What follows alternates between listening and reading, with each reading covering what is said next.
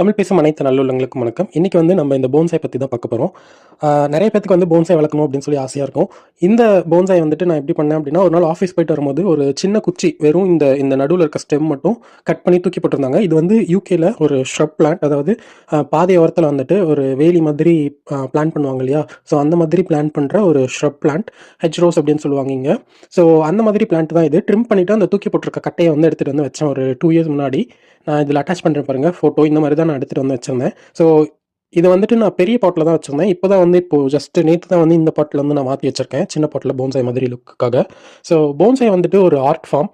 எப்படி நீங்க வந்து டான்ஸ் ஆடுறது, பெயிண்டிங் பண்றது, பாட்டு பாடுறதெல்லாம் வந்துட்டு இந்த மாதிரி தான் இருக்கணும் அப்படின்னு சொல்லி இல்ல. நெறைய வகைகள் இருக்கு அதுல. ஸோ அந்த மாதிரி போன்சாய்லயும் வந்துட்டு நெறைய வகைகள் இருக்கு. இந்த பிரான்ச்சஸ வந்து போன்சாய் டெர்ம்ல வந்து ராமிஃபிகேஷன் அப்படின்னு சொல்லுவாங்க. இல்ல பேட்ஸ் அப்படின்னு சொல்லுவாங்க. ஸோ இப்போ வந்துட்டு 2 பேட் வந்து செட் ஆயிருக்கு. ஸோ இந்த மாதிரி ராமிஃபிகேஷன் அப்படிங்கிறது வந்து என்ன அப்படின்னா, ஒரு பிரான்ச்சஸ்ல இருந்து